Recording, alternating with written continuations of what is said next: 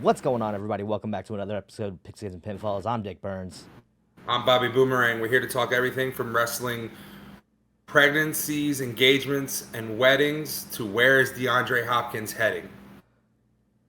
That's gonna be a little too long for me to squeeze into a title, dude. Come on. What was the other one you had? What was the other one you had? The other one I had was Roman hitting 1,000 days, Jimmy G contract haze. That might fit into a title. Anyways, we're here to talk everything from Bloodline Implodes to DHop hits the road.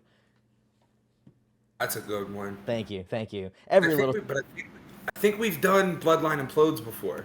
Well, this time the Bloodline really did implode. That's true. Bloodline implodes again. Fuck it. So tell us about the support. Every little bit of support helps keep this show running, so make sure you hit that subscribe button, leave a like on this video, leave your comments down below, and leave your expectations at the door. Bobby, good to see you back, bud. Glad to be back, man. Thanks for holding it down these last couple of weeks. No problem. We didn't even tell anybody we weren't doing an episode last week, but we just both were in the swamps. Yeah. There was just no way we were getting anything done, and I really should have posted something on all the socials, but that's on me. So, oh well. Life happens. Hey, yeah, that's life. We're back. We are. Oh God, I'm like back in the gym right now. It's like everything hurts. At least it's not your old age catching up to you. Oh, it's coming, and I know it. I said, "Where's my cane?" Stay off my grass. Yeah, so we've been gone for a minute. Yeah. And I've been gone for 3 weeks. I've been gone for 2. Yes. So Yeah. we missed quite a bit, and we're actually doing a Monday night episode. While we're recording, Raw is on, so we might miss a thing or two. We'll just have to include it on next week's episode. But yeah, we're back. We're full force, and we're ready to bring the news in. And we bring the news. Honestly, it's kind of good that we were gone for a week, because the past 2 weeks have been kind of quiet on news. Right. I mean, we've had a lot of big wrestling events that we have to cover. Like there's 5 that I have on the list. And I don't know what happened, but Memorial Day weekend turned into another WrestleMania weekend. Just straight up. That's all the different shows and everything. That's for literally sure. what all the outlets are saying right now is felt like another WrestleMania weekend, because you had Impact on Friday night, you had Night of Champions on Saturday, and then Sunday was Battleground and Double or Nothing. Yep. And speaking of all of those, your reigning and defending Pigskin and Pinfalls champion, Bobby Boomerang. All right, look. You said Mr. Burns, would you tell our loyal fan base how many picks I got wrong for Double or Nothing? None. None. Now, clean. Now, in my defense, you put in all your picks before I had even looked at it, because normally we do it and we're bouncing off of each other, and that gives us the opportunity to double guess some of second guess some of our choices. Oh, you're taking Roman? I'll take. Yeah. Now, whoever. You put in all the right answers, obviously, and I ended up taking a couple where I'm just like, you know what, I'm a just in case, I'm gonna go ahead and go the other way, just in case I can swing a point. No, right. you swept it, you swept the whole thing, and I ended up, because I had second guessed myself on so many. There was only one match the entire weekend that I got right that you didn't, and that was Trish beating Becky. That was the only one. Other than that, you swept the weekend by far. I will give you credit. You continue to obliterate me when it comes to NXT, though. I mean, did I really, though? I think you beat me there, too. I don't think I did. Let's take a look. Go to the archives. Damn, look at all that green. All that green on your side. I mean, there were very few. So I'm gonna leave this up, but we're gonna bring it back in. We're just gonna go ahead and we're gonna talk about these sure. While we're at it. Start with Night of Champions. Yeah, we'll just start with Night of Champions. So Becky versus Trish. Well, let's start with this. They start the show with Rollins versus AJ. Now, which I said would be the main event. Yeah. Now, I'm a little surprised they started with it. There was a rumor that was going around at first that it was he needed to fly home because he was still filming for Apparently, the movie that he's in, he's going to be in Captain America: New World Order. which Mm-hmm. I'm totally excited because apparently they're finally paying off the whole Serpent Squad thing. I'm sorry. Nice. I'm so ready for that. Nice. Yeah, he's gonna be one of the members of the Serpent Squad, so I'm here for it. He was fantastic in Sharknado 3. I did not see any of the Sharknadoes in their entirety, but I know there's a lot of wrestlers in all of them. Yeah, Chris Jericho's in like every single one of them, ain't he? No, he's in. He has a very prominent role in 2. I think it's 2. All of them blend together because it's such a fantastic story. It's just one story straight continuously through. So they all just bleed together for me because I'm a massive Sharknado fan. Well, it's cheesy. It's cheesy horror. It's right up your line. It's the best kind of horror. You're right. The best kind. Like, anywho. Yeah, I heard the rumor that they had to go on first because Seth had to get back and finish filming. My question for you is, if that rumor is true, and we'll never know if it is or isn't. They've already shot that rumor down. They did? Yeah, that was what I was gonna say, is that they've already shot that rumor down. They were already scheduled to be the first ones up, and it turned out. I mean, they still put on a great fucking match. Like, despite everyone saying, it's just like, look, we all know Seth's gonna win. They're treating this thing like the consolation prize already as it is. They're like, nah, we're gonna still go out there and put on a damn good match. And there's no universe where Seth and AJ don't put on a good match. Also true. You're talking AJ, one of the best living legends, still active legends, and by active I mean week to week, not Sting active, not Goldberg active. Yeah. AJ is one of the best week to week legends out there, and Seth is following in those footsteps very well. I can totally see that. Now, so again, we're recording this during Raw, but before we had gotten started, I was watching like the first 10-15 minutes, the opening segment and everything. And I'm not gonna lie, just having a world champion coming out and popping the crowd as like his entrance, like with the title around his belt and looking like $1 million fucking bucks, like it really shows how badly they did need that second belt. Do you think this is a natural face turn for Seth now? I think not so much natural as it is organic. I think that's more the word you're looking for. Better word. This was an entirely organic face turn, and good for him. I mean, you got to think about it. We haven't seen face Seth since Hell in the Cell 2019. Shit, has it really been that long? Yeah. Damn, all right. You want to feel really old? It's been since 2016 that Kevin Owens has held the championship. That hurts me. I mean, well, at least he's got the tag titles now. For now. Well, let's be real though. KO and Sami were always destined to hold the tag titles together. It was just a matter of when they were going to do it in their careers. And honestly, I think it's the best time for them in their careers. I agree. We'll get to that match because that closed out the show. After that was Becky versus Trish. Trish with the win with the recruitment of Zoe Stark from coming out from underneath the ring. How are we feeling about that? I really liked it too. I thought it was really good. It's great. Like, everyone's been saying that they have really high hopes for Zoe Stark, and this is just skyrocketing her right into the main event. And I mean, you have to imagine if Zoe Stark is a lifelong WWE fan that she grew up watching Trish. Exactly. And being able to learn under Trish directly, which she's already proven she's great on the mic. She's great. Yeah. She's got a great personality. She's a natural heel.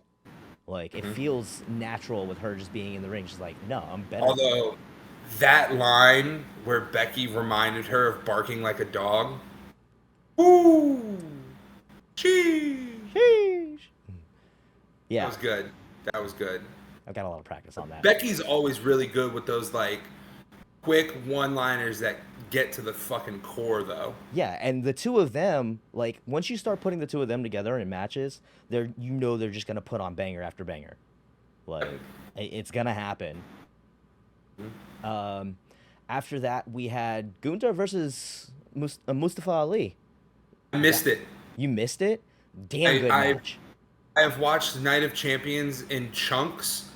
And the first, I immediately watched Seth and AJ. Then I went and watched the main event. and then I went back and You shifted around. I haven't. You've had a busy week. It's okay. Yeah. Busy couple weeks. Well, anyways, again, this is another situation of we already know who's gonna win this match, but I'll be damned if you're not gonna get a great, entertaining match out of it at the same time. On this show, you and I both said that it would not get less than 4 stars unless it was a squash. And that match went for like 15 minutes. We have a star rating? They did do star ratings already. I don't have them pulled up. I got it. You keep going. Keep talking. All right. So it was Bianca Asuka after that. How do you feel about that? Did you see the ending for that one at least? Yes. Missed on the fingers. Copy and Muda. That was I like a genuinely new finish that we haven't seen. Yep. That's what impresses me. Is something that like hasn't been done before. I enjoyed it, and I have been on record on this show multiple times saying I'm over Asuka's reign. You mean over Bianca's reign, but that's what I'm sorry. Yeah. Thank you. But I'm gonna go on record now. I think Bianca wins it back at SummerSlam. I don't think so. I think they're gonna keep her away from the title for a little bit. I think. Oh my God. What? You said it wouldn't get under 4 stars, right? Yeah. It got 4 stars? 3 3/4. Oh, bullshit. According to Meltzer. That's actually, no. Meltzer. No, I can agree with that. That's a 3.7. That was a if you take Meltzer's word as I don't take it as gospel, but I do see it as like he's got a good system going. And I respect it. And honestly, I can agree with 3 3/4. Like it was the 3rd lowest rated match.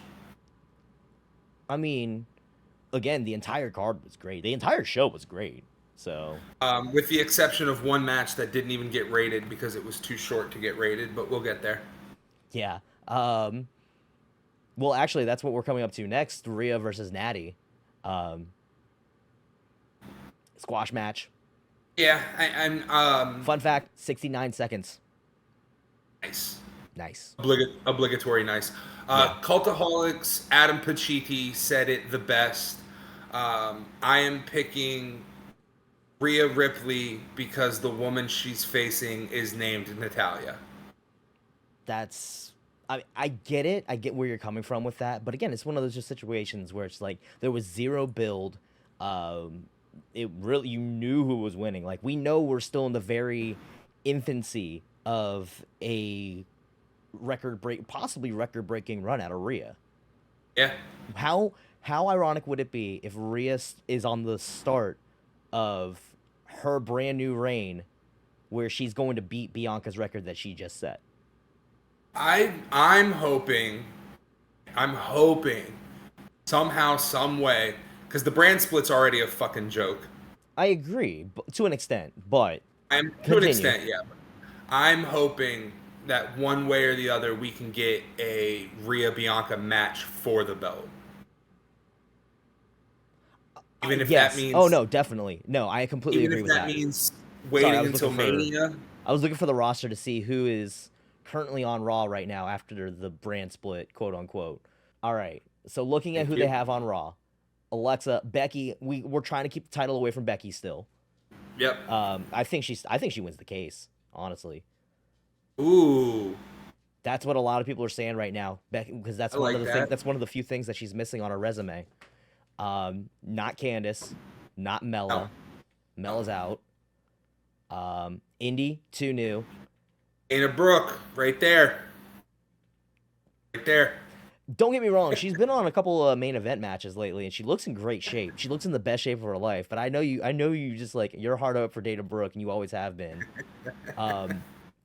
Like just looking at the women's roster right now, I'm not seeing any genuine challengers right now for that belt on the Raw roster. Maybe Raquel, with which I mean with Liv out now, yeah, I can see Raquel being a challenger there.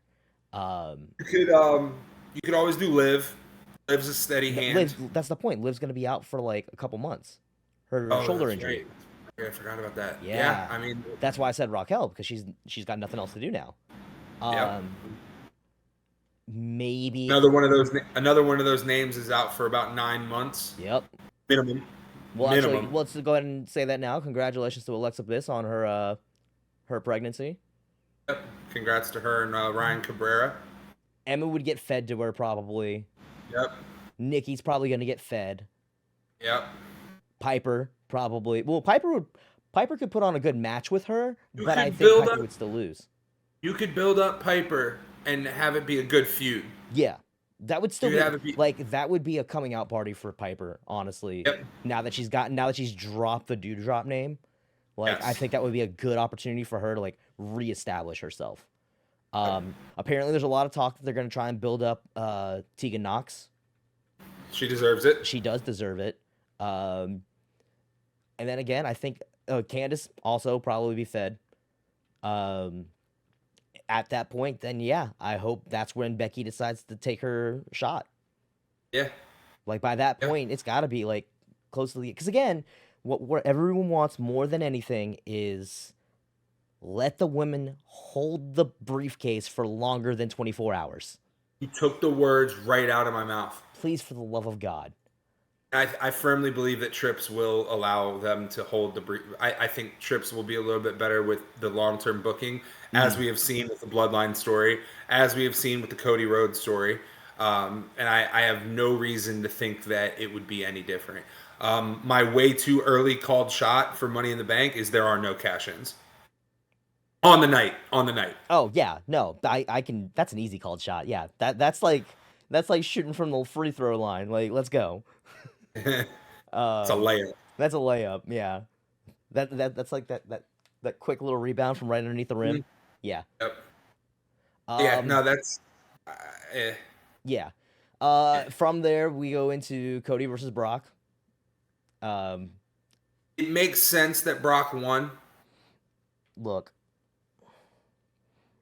I'm sorry, but they were really taking the piss on some of those arm locks. On some of those Kimuras, they were really taking the piss. Yeah. Like, that first one was obnoxiously long. I get what they're trying to do, but that was atrociously long of a Cody's going to pass out from the pain from this, even though he's got a titanium cast. It's like, no. Just no. Right. No. It was stupid. I get what they were trying to do, but it failed miserably. I agree. But no, I think that now they run it back at SummerSlam for the rubber match. SummerSlam or Money in the Bank? And then move on to somebody else for SummerSlam. Ooh. Yeah, that's something to think about. Ooh. It is. Can they get Brock to go overseas? I mean, he just went to Saudi, so. I mean, I don't see why not. He yeah. Like you said, they just came back from Saudi. Yeah. I don't think he's got any pains on him. I think Cody ultimately wins the rubber match, and he says, "Look, Roman, I just beat your greatest rival. I'm here to finish the story." No, I think he'll run a program with Seth just for the sake of it. But I think lose that. What? Lose that? Actually, yeah. Yeah, because it's still like he needs to be. You have to give him a reason. Yes, he said he's not worried about that. He still wants Roman's title. But at the same time, like, I don't think he can afford very many losses right now. A loss to Brock is different than a loss to Seth. So just keep him away from that title entirely? Like, yeah. I mean, I think maybe Cody comes out and says, "Look, like, we've seen a couple backstage segments with Triple H and Cody. Mm-hmm. I think maybe Cody goes, "Look, I don't want that title. I want Roman's. I want to go to SmackDown." And Triple H says, "Okay, you want to go to SmackDown? You're going to start as a low man on the totem pole and work your way back up to Roman." Possible. I can see that being the thing. There's your storyline. Yeah. And then from there we go into let's just go into the main event. KO and Sammy versus Roman and Solo. You did not get your Roman 4 belts. I told you it wasn't gonna happen. We all knew it wasn't gonna happen. But my God, the implosion we got instead. It was the wrong Uso brother. No, it's the right Uso brother.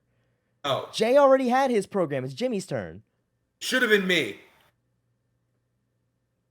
Too late for the Dolph Ziggler meme?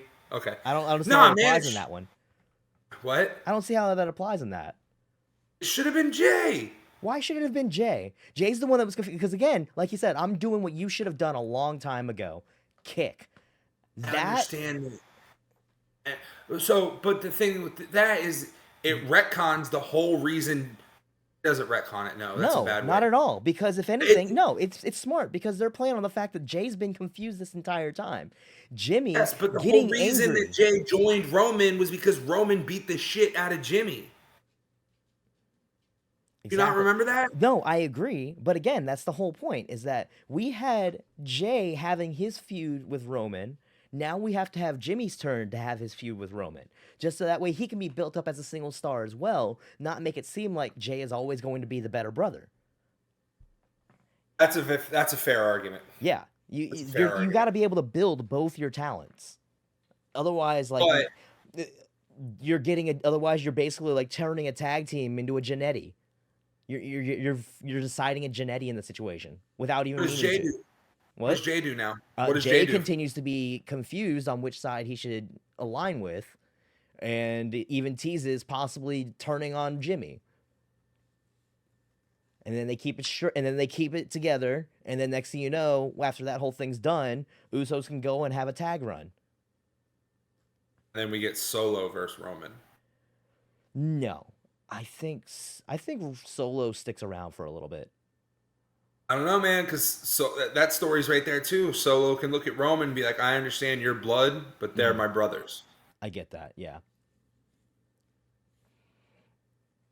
Anyways, I mean, look, this goes back to our WrestleMania show where the internet was up in arms that Cody lost, and you and I both said, "Let him play it out. There's a lot of meat left on the bone." Mm-hmm. And now look where we are.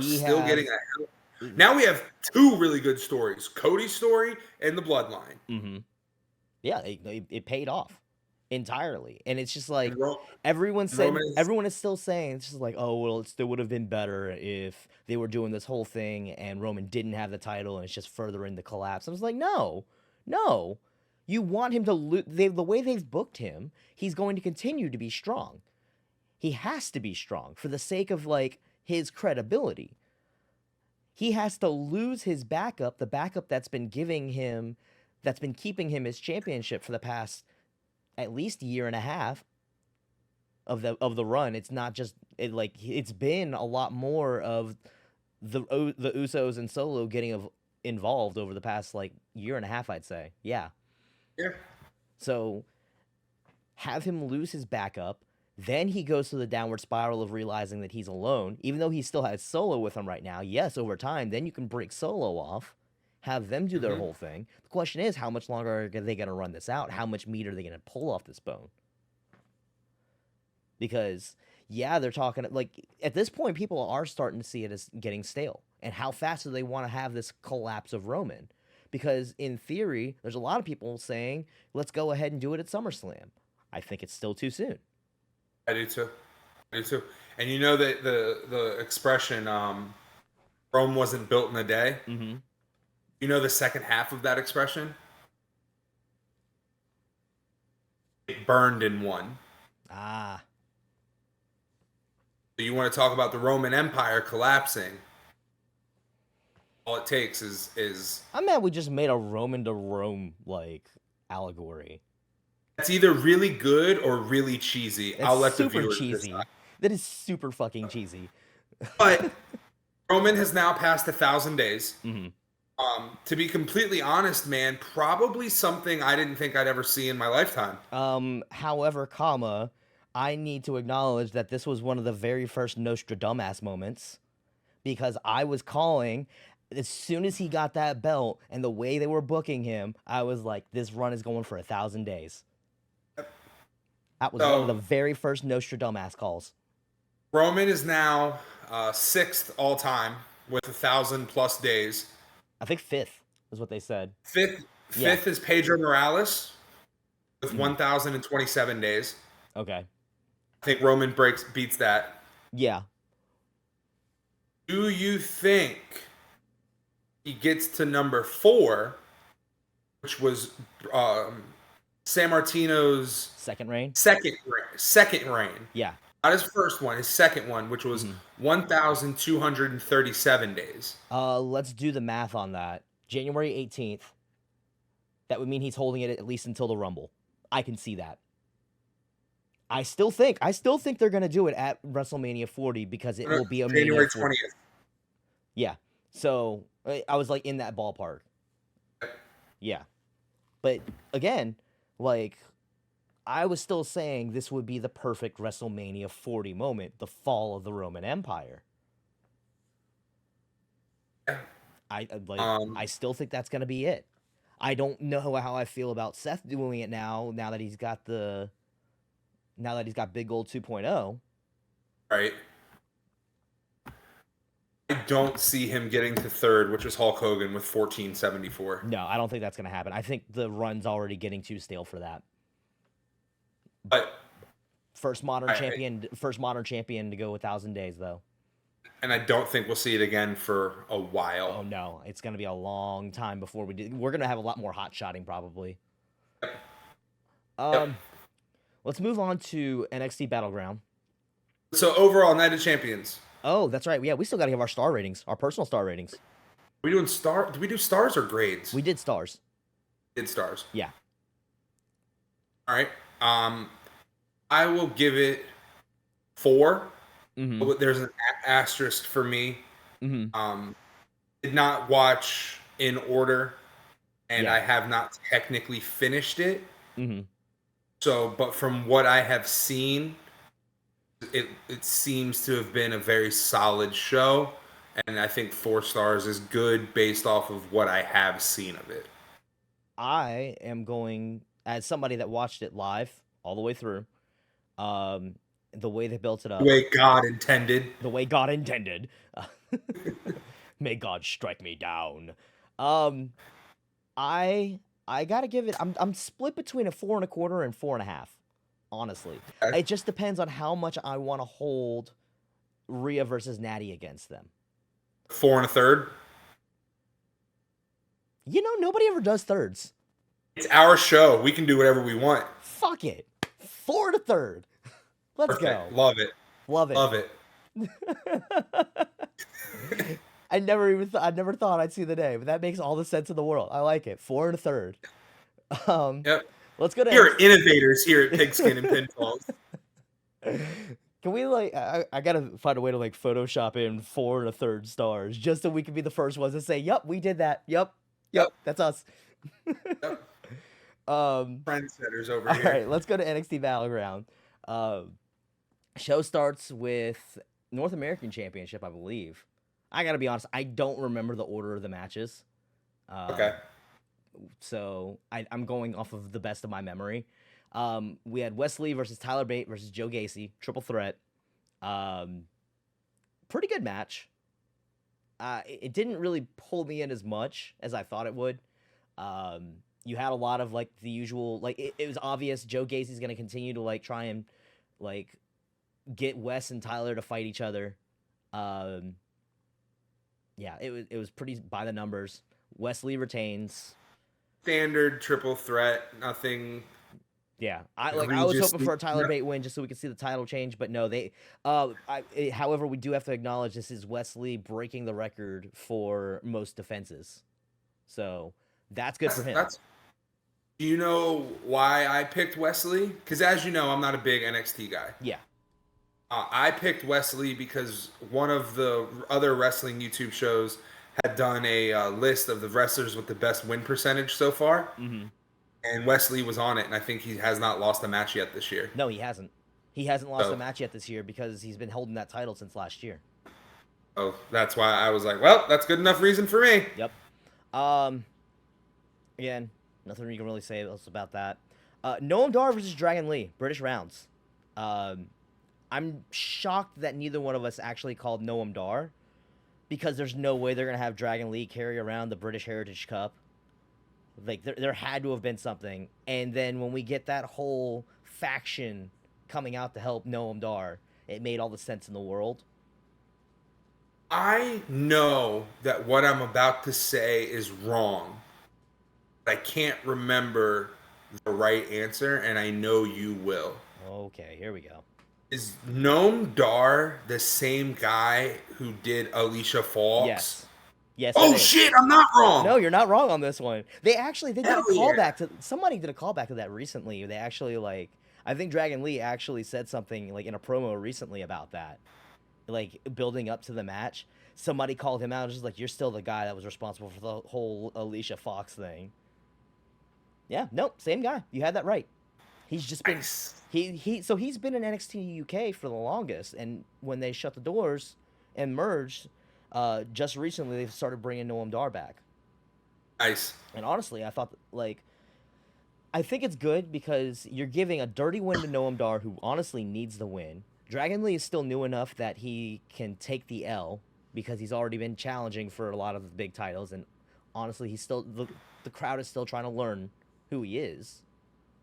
I'm just shocked we didn't call Noam Dar on this one. I mean, also a lot of it has to do with the faction coming around him, but I think the reason we both picked Dragon Lee is because he's new. Yeah, and it's still like. And again, we weren't thinking, British Heritage Cup, Noam Dar. Yeah, I thought they would. Well, I genuinely thought they would probably do the switch and just be like, "Oh, Dragon Lee won it, and now we're making the Heritage Cup an international thing." Like, right. I could see that being a thing. Okay, from there we had Ilya Dragunov versus Dijak. I feel like this was one of the ones that you were talking about where you only picked Dijak because I picked Ilya. 100%, it was. Yeah. I mean, this whole who's tougher, who can Dijak's like, I'm gonna break you. Dragunov's like, I'm unbreakable. My God, what a cheesy fucking storyline. Yeah, but bro, Dragunov is that dude. I know he is. He's actually. So this is apparently what a lot of people were saying is that both of these guys are getting ready to get called up, and this was because there's a lot of people. There's a lot of rumors that they're looking at Dragunov moving up and joining Imperium. I would like to see that. Don't get me wrong. Yeah. I would like to see that.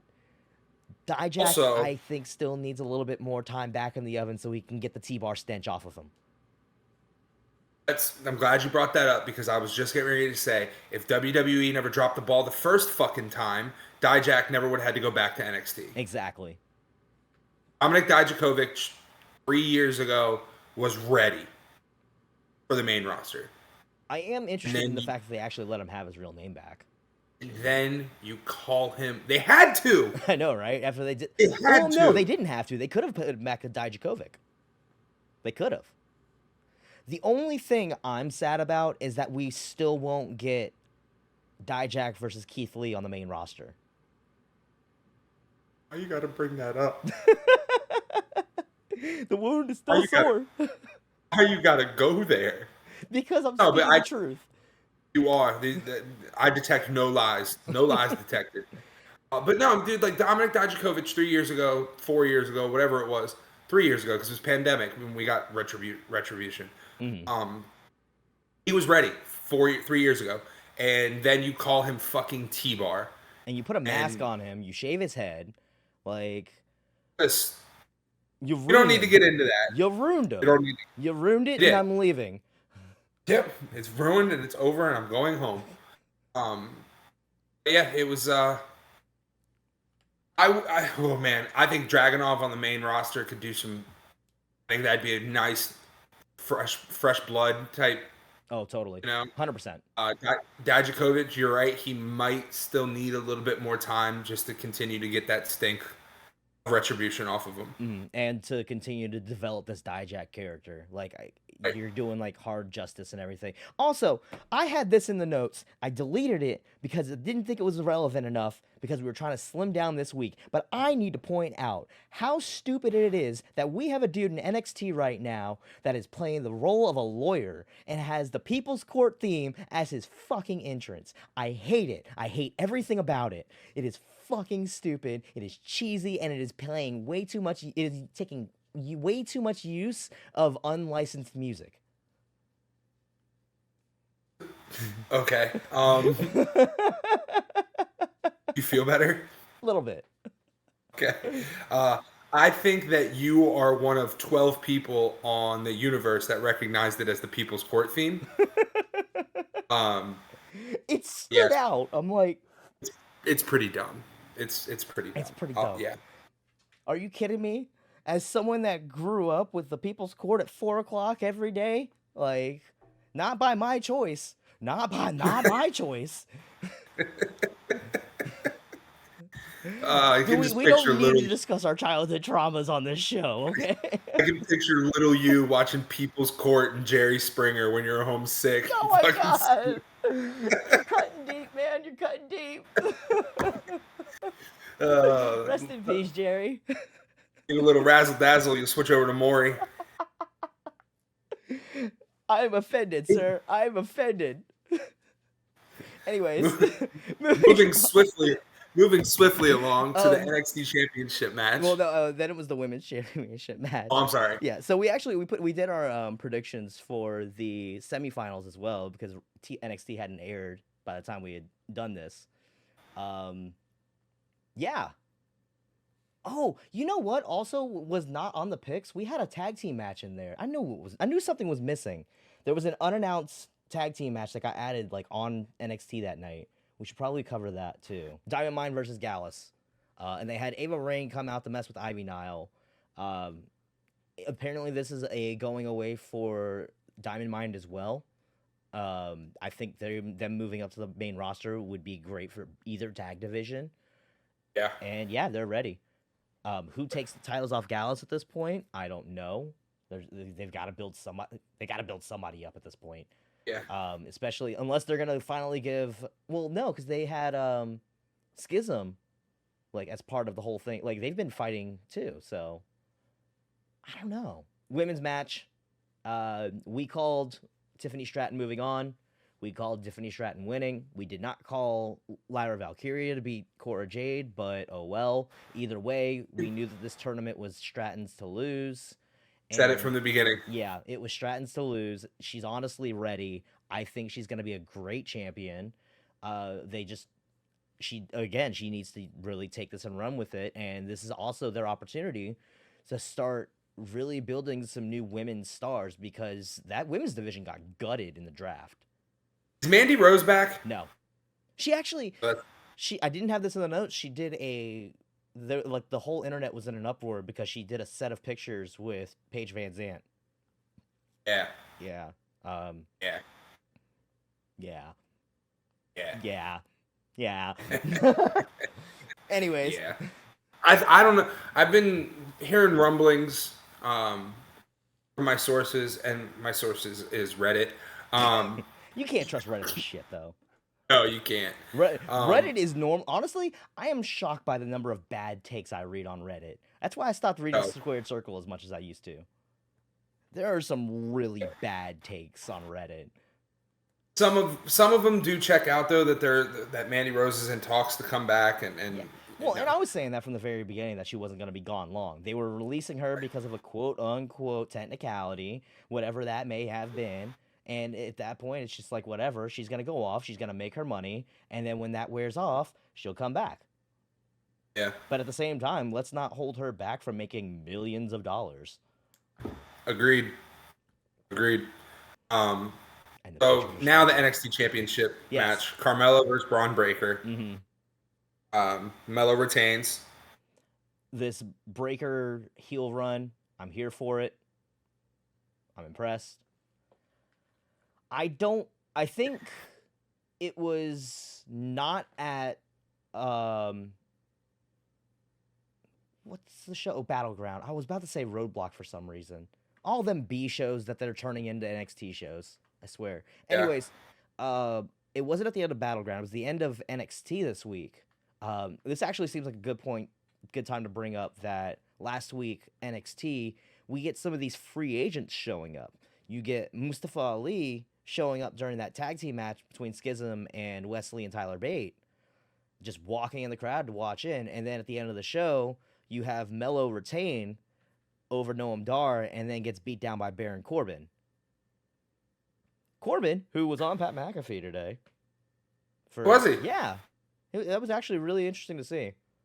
They were talking about how he was doing a big charity event in Kansas City, and that where like everyone was there. It was like all the big stars, and they raised like $3.5 million for St. Jude's or something. Beautiful. Like that. Yeah, really great. Love that. Love it. Love that. Yeah, it was definitely like $3.5 million for charity. I don't remember if it was St. Jude's or something else, somewhere else, but yeah, it was a great interview. Go back and look for it. Anyways, but Corbin needed to go to NXT. I agree. I think this is something fresh for him to do. It's no different than when they sent Dolph back to get a little bit of a freshening up. There's really not much else for him to do on the main roster at the moment until he gets built back up. Let him go in and let him be a quick little challenger for Melo's run, and then send him back up to the main roster. You're making use of your free agents for one and putting them on NXT, and they actually explain it as, well, no, I'm a free agent. I can do whatever I want. And they're making, again, this is just like I was saying about Mustafa Ali 2 weeks ago, that this is them actually using their free agents as free agents. As a free agent. And I like that. I agree. I agree. I think it's, because I think everybody was a little trepidatious about what these free agents actually meant. And if it was just basically a nice term of saying, we're going to be wishing you the best in your future endeavors shortly. Yeah. But that's not the case. But for me, with the Braun Breaker heel turn and everything, yes, it has been good, but what's Braun have left to do? Well, that's the thing, and that's why they're keeping him there for just a little bit longer, and they're really establishing this heel turn out of him first. They're doing the same. Apparently, they're doing the same thing with Cora Jade and Roxanne Perez. They're holding them off for just a little bit longer. With Roxanne Perez losing not only in the tournament to Tiffany Stratton, it also it's really establishing that she's ready. She's ready. She's done everything else. She's ready to move on. She's ready to move up. I think it's going to be a shot of adrenaline to have her on either side of the main roster because of the fact of just her youth. I would send her up to Raw to beat Rhea Ripley and break the record for youngest women's champion just to throw everybody for a fucking loop. Wow, we'll take it, bud. Make that a Nostradamus call. I think that one's a little too far out there. Yeah, that's a little too far out there. I'm not sticking my name on that one. Put your stamp on it. If it does happen, though, I can say that I've said it. I agree. I agree. But yeah, so Battleground rankings. Ratings. It was a good show. I'm not gonna lie. It was it was good wrestling. I feel like I was still burnt out from Night of Champions and trying to keep up with the updates from Double or Nothing at the same time. I'm gonna give it 3 1/4. 3 1/4? 3 1/4. I'm comfortable with 3 1/4. It was a good show, good wrestling, good storyline progressions. Yeah. So I like that Stratton, sometimes the right answer is the obvious answer, and I know we've said that before on the show. So Stratton winning was good. I did watch Dragunov and Dijak, and I am blown away by Dragunov. I will give it 3.5. Okay. I'll give it 3 2/3 just to keep with our branding. Oh, we're going with the thirds? All right. Yeah. Yeah, 3 2/3. That's what we're agreeing on this one. I'll give it 3 2/3. 3 2/3. Well. All right. Sounds good. Yeah. Get the brooms out. Get the brooms out. Oh, for Double or Nothing. Yeah, get the brooms out. Here we go. All right. First things first, it was during they had 2 pre-show matches? Was it 2? I think it was. Let's just go to Wikipedia. That's going to have the easiest breakdown of match order. Okay, no, it was just the one. It was Hardy's and it was actually Hook replacing Isaiah Cassidy because Isaiah Cassidy apparently out with a foot injury. Mm-hmm. Defeating Ethan Page and the Guns. This was a short. It's a pre-show match. It's whatever. They gave him 15 minutes. What's that? Yeah, they gave him 15 minutes. They did, but it's also the pre-show. So what do you expect? Right. they're killing time on the pre-show. They're trying to convince people to buy in. I mean, it's called the buy-in for a reason. But yeah, there's nothing of note to talk about this match, other than the fact that this was the Jeff Hardy's first match since he coming back from his DUI, and he did not look good. He has got a lot of rust. Makes sense. Totally unrelated, but I saw a video of Matt Hardy guessing wrestlers' theme songs. Mm-hmm. He got all of them right but one, and the one he got wrong was his own. No, the Dudley Boys. As many times as he heard that against himself. That's what I'm saying. It made no sense. Because they always they starts off with the almost like fireworks. Yeah, almost like fireworks. Bomb drop. It's a bomb drop. Thank you. It starts off with that, and he goes, "Ooh, this is familiar." And I'm like, "Bro, are you fucking serious? How many concussions you had?" And then he was like, "I give up." And then they showed him a picture. Showed him a picture. Anyways, it was very uneventful. Whatever. Show opens with the Blackjack Battle Royal. Yo, your called shot for that, I thought for sure was gonna hit. At least one debut. I was shocked that there was not at least one debut. Everyone that was in the match was proper. I mean, they were proper. Like proper, like not even just roster members, but genuine challengers for that title. Right. Like we had to, and it comes down to Orange and Swerve. Swerve, I think, is a great challenger for him. Yeah. Again, we're having to go off of just updates for the most part and like clips that we've seen because neither one of us has the $50 to buy that show. Nope. We broke. We broke, man. Anyways, subscribe and like the video so we can quit our day jobs. Right? We need to start making some money on this shit. Okay. Adam Cole versus Chris Jericho. Sabu did not need to be included. There is absolutely no fucking reason why they even brought Sabu in except for the cheap pop, and they're probably just trying to make use of the fact that they could get him for a show. Yep. I think that's the only reason he was there, was just because they could. It's such a Tony Khan move. Oh, 100% the most Tony Khan move possible. Literally, my first thought goes to Jeff Goldblum in Jurassic Park. You became so consumed with the fact that you could, you never stopped to think if you should. Great example. Great meme to put to this. Yeah, it didn't make sense. And other than that, the match was kind of clunky. It was kind of stupid. This was like the piss break of matches. Yeah. Look at Jericho, again, getting relegated to the second match. After all the fuss he put up about doing it in WWE for WrestleMania. I'm just, honestly, man. Let's be real, though. We kind of agree. That should have been the title match at 33. Easily. Should have had the Universal title on it. 100%. Shout out again, real quick. Kevin Owens' Universal reign is very underrated. He did everything he could to try and make a new championship belt mean something. He really did, especially after the way he had to win it for one, and for two, the things that happened leading up to that, with Finn immediately dropping it for injury. Yep. Like, he really did, considering especially the way it was being panned when it first came out, the championship. Yep.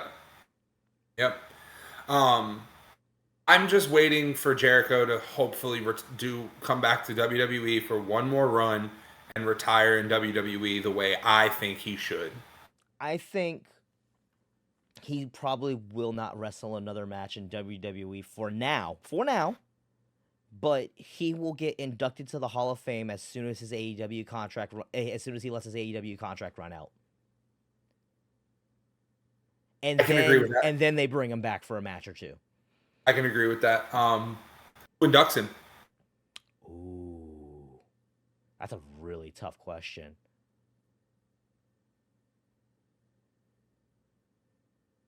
I have no idea. There's so many good names. Yeah. Like, I'm thinking Shawn. I'm thinking Ray. I'm thinking Kevin Owens. Trips. Triple H. I thought Triple H. Yeah. So I think many. HBK. I think he would probably want HBK, acting like I know Jericho at all. Or but knowing Jericho, he'd probably pull someone from way out of left wing that had a very like strong influence on him that he never really acknowledged. Somebody like, I don't know, Foley. yeah. Or you know what I could also see? I could see Jericho inducting himself. I could see that. I could see Drink, that.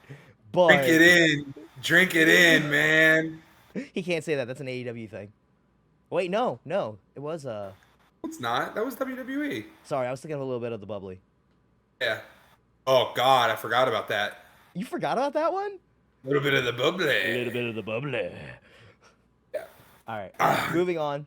FTR versus defending Fucking over heartbreakers. Jeff Jarrett and Jay Lethal. Mark Briscoe, special guest referee. This, from what I've seen of this match, it was clunky. It was stupid. But FTR. Cool to see Briscoe. Cool to see Briscoe get involved. He's had a rough year. Yeah. Losing his brother. Mm-hmm. But is there any way possible that FTR lose to Jeff Jarrett and Jay Lethal? Hell no. No. Absolutely not. Moving on to Wardlow defending TNT Championship over Christian Cage. Again, everything I've seen from this match, especially that botch where the ladder falls apart. Look, I shit on AEW with the best of them, but that's not their fault. They did that spot the best they could. But at the same time, that's still a very large man trying to do a sideways jump on a steel ladder. Or not even steel, it's probably like aluminum. Yeah, I think they're wood, spray painted silver. No, the way they bend, the way they bend like that, it's some form of metal. I'm pretty sure it's aluminum. I'm pretty sure it's just thick aluminum. Because I mean, if you like bend, you can bend the rung of a ladder if you really wanted to with enough force. Yeah, you're right. You're right. That's why why they're so easy to break when people go through them. Yeah, that makes sense. I don't know where I was going. Tony Storm defeating Jamie Hayter for the championship. Jamie Hayter in 3 minutes. Well, that I think a lot of it has to do with the fact that Jamie Hayter is injured. They did confirm that, and she is going to be out for a while after this. I think this was more so a courtesy match per se. As a, like, instead of just dropping the title, instead of just vacating the title or anything like that, like, she's going out there and she's finishing out that match and dropping it properly. Respect.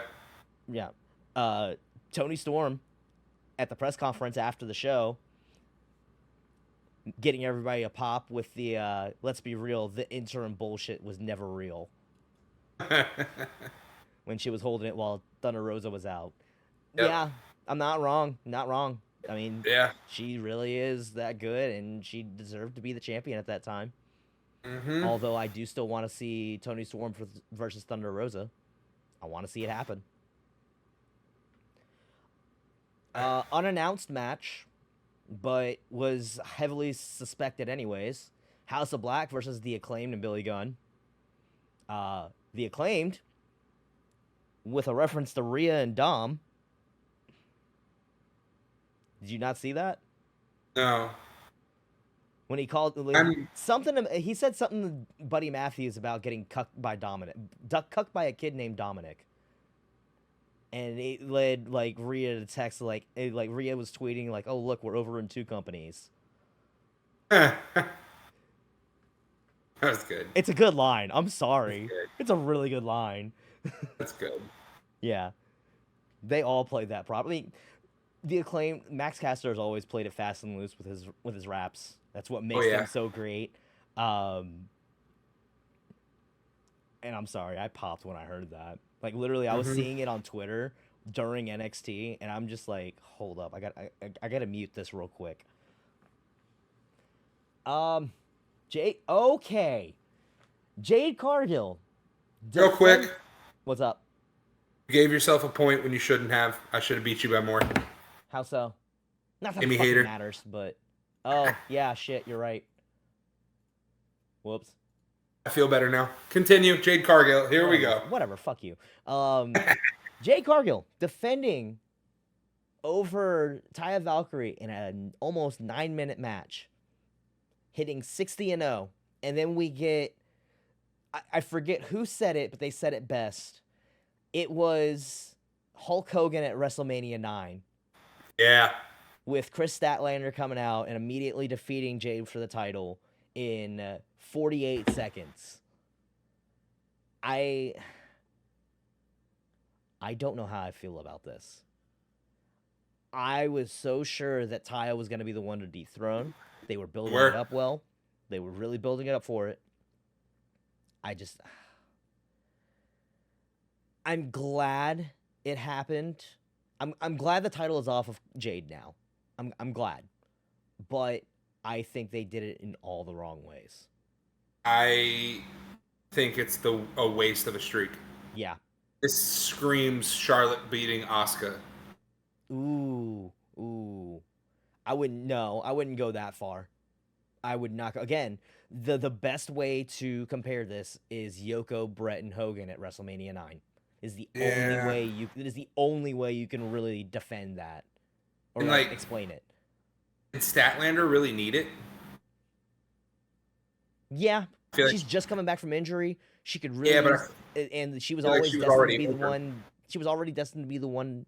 Let's not forget the feuds that she's had with Jade already in the past.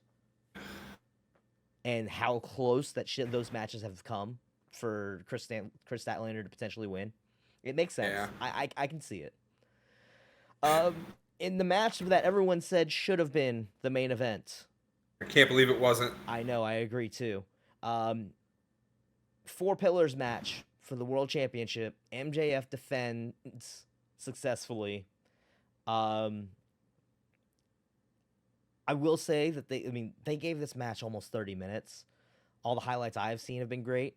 We all knew this was going to be a quick MJF win. Who he was going to pin, it didn't matter. It was just a matter of who. Who did he pin? He pinned Darby. Funny enough, I was reading an interview that Darby did before we got started, and he actually talks about the fact that he's not interested in winning championship gold, and he never really goes out of his way to win it. And he actually referenced the way that Sting never really tried to go for championships back in WCW either. He was more concerned with defeating the NWO. He wasn't worried about the title. How much of that is kayfabe though? I think if that's the way that he wrote his character into it, and the fact that he's been learning from Sting, and let's be real, Darby is the kind of person he is the kind of entertainer that has his gimmick to a point where he doesn't need a championship to have a following.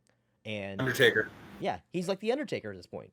And again, like Sting, he doesn't need a championship to make himself relevant. He has found his character. Well, I mean, he is his character. He lives that. Right. He lives that way. So, yeah, I think it. Yeah. Checks out. Yeah. Great match though. All the highlights I've seen. This was one of the matches that really woke things up. And then we have the Anarchy in the Arena match. Blackpool Combat Club versus the Elite. Kenny gets jumped from behind by Takeshita. We get the heel turn with Callis overlooking the whole thing. We all saw it coming. Everyone was predicting it. We all knew it was coming. The match itself was insane. The spot with Matt Jackson hitting the exploding super kick. Yeah. That popped me. That was cool. That was cool. Me, I'm not going to lie. Apparently, there was a lot. I was reading a report as well. There was a lot of things that they had planned for that match that the arena themselves were like, no, you're not allowed to do that. You're not allowed to do that. Doesn't surprise me. I'm a little disappointed by the fact that they redid the whole having the live band, mind you, keep playing Wild Thing the same way that they did last year with like the whole, oh no, we just left it running. No, Right. I think this was stupider, and I think it was just playing off of what they did. Yep. What are you thinking for an overall ranking? I was thinking about this, and I feel that I probably shouldn't give it a ranking. Mm. That's because one, I am not an AEW fan, and two, I've seen nothing. That's fair. From I haven't even watched highlights. Yeah. I've seen clips, like the clip of the exploding super kick. I saw the clip, Mm-hmm. you know, but I haven't even watched match highlights. So I don't think, even with my one, my bias, and two, my seeing nothing of it, I don't think I should give an opinion. I'm still gonna give a rating, but that rating is gonna come with an asterisk because again I haven't watched the entire show. Right. But from what I've seen, the way so many matches were kind of lame in comparison, the way some of these matches were built, I'm going to give it a flat 2 stars. I think there were still some good matches here. Some bright spots. There were some bright spots, but there were way too many negative spots. I won't give it a 1 star. There were at least a couple matches that were in there. The Battle Royal was great. The Anarchy in the Arena match was, I mean, it was good. It wasn't as good as last year's, but it was good. The 4 Pillars match, I mean, they gave it enough time. All of them did, gave their fair share. Also, again, another pregnancy we have to acknowledge. Congratulations to Tay Conti and Sammy Guevara. Yes. Why is everybody getting pregnant this year? Not me. Lord help me not have one of these one-night stands get pregnant. Whoopsies. Whoops. All right. So now that brings us to Impact. I mean, not a lot here. We're not going to rate it. Just a couple notes that I wanted to acknowledge. Yeah. We're going to kind of breeze through this a bit. Yeah. Really, the only thing I wanted to acknowledge, Trinity winning her debut match, of course. Alex Shelley becoming she'll be women's champ by the end of the year. Oh yeah, I can agree with that. Alex Shelley becoming the #1 contender to Steve Macklin's World Championship. Subculture wrestling and Impact. I'm happy about that. I'm really happy they got somewhere, that they went somewhere. Mark Andrews and Flash Morgan Webster are both really talented. I'm really glad to see them get a spotlight. Even if they lose that match, I mean, they're getting a tag team championship match right out the gate. I mean, I like it. Can't ask for much more. You really can't. I'm really impressed with that. And then the only other there's one other thing I want to mention. Rosemary changing her character for the first time in years, becoming Courtney Rush, removing the face paint, removing the whole spooky theme. Now she's just a rough and tough person. Yeah, she has been a staple in that Knockouts division for so many years. It's good to see her do something new and fresh. Good for her. Yeah. And then the other big note, also from the Knockouts division, Deonna Purrazzo successfully defending against Jordynne Grace, and the reports coming out now that Jordynne Grace is now a free agent. And this is the big news coming out of Impact Under Siege. Is Jordynne Grace is now a free agent. Where does she go next? I think you said it best in our notes, and I won't steal your thunder. I gotta go ahead and pull my notes up so I can read what I wrote like a week and a half ago. There was really nothing left for her to do in Impact. This makes room for all the new stars they're making. And I'm predicting she makes her way to AEW next and immediately enters the title picture. I agree. Yeah. It sucks, man, because you could have saved Jade and had Jordynne Grace come in and take the streak from her. Oh my God, I want to see Jordynne versus Jade. Yeah. I want to see Jordynne. I just thought about that. Give me Jordynne versus Jade, like right now. I'm pretty sure I said it on this show previously that you could have Jordynne come in and feud with Jade right off rip. Yeah, I think you did say that, and I was just like, yeah, but I wouldn't want Jordynne Grace immediately going for the TBS. I'd want her going for the world title. That's exactly what you said. Yeah. That's fair. Yeah. Now that the shine is off Jade, so to speak, why not? Yeah. The only other show we have from the past 2 weeks.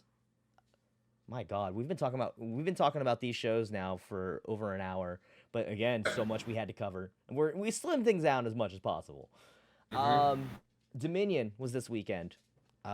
We have a couple notes out of this. Master Wato ended up winning the Best of the Super Juniors while we were away. Congratulations to him. Let all my B Block slander go unnoticed. Let's scratch that from the record, because who would have guessed that the finals were going to be Wato versus Teton?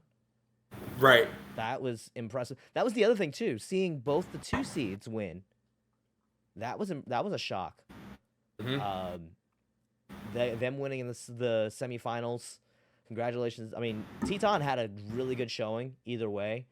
I believe Teton has recently joined LIJ. I could be wrong on that. I know Yota Tsuji has joined LIJ as well, because he had challenged against Sonata at the show. That was another thing as well. Yota Tsuji, I need to acknowledge, and this is actually something that's been really... this has been something that people have been pointing out. This year so far, New Japan has been all about pushing all of their new stars that are coming back from their excursions.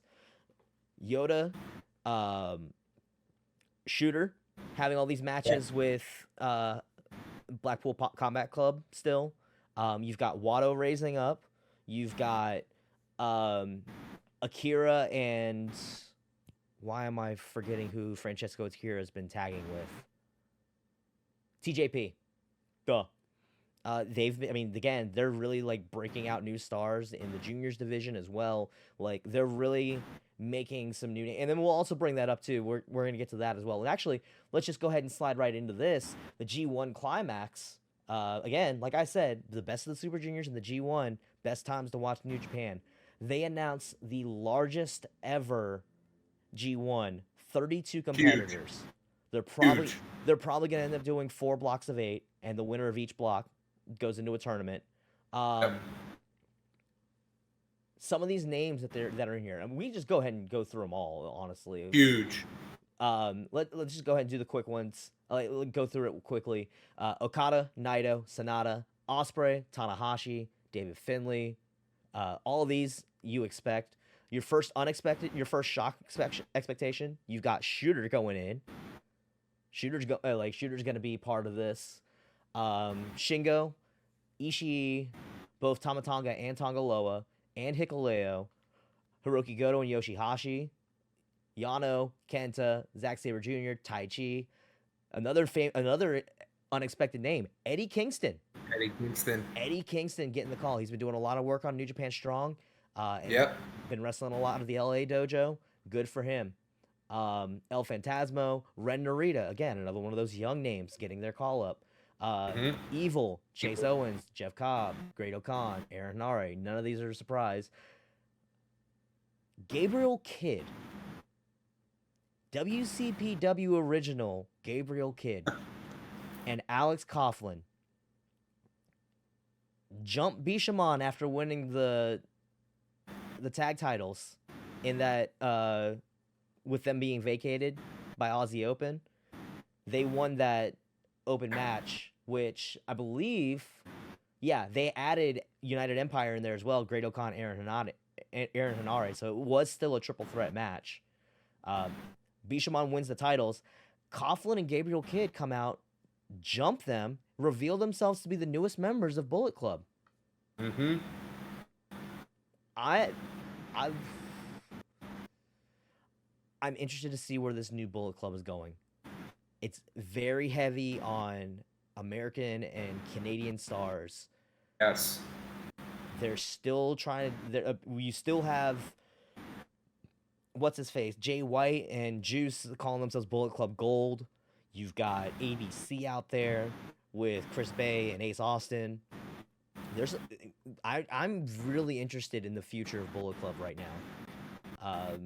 There's some interesting things going there. Shane Haste, Mikey Nichols, TMDK, Yota Tsuji again, and then Noah Great, Kaido Kiyomiya, who had that huge feud with Okada at the beginning of the year during Great Muto's retirement show.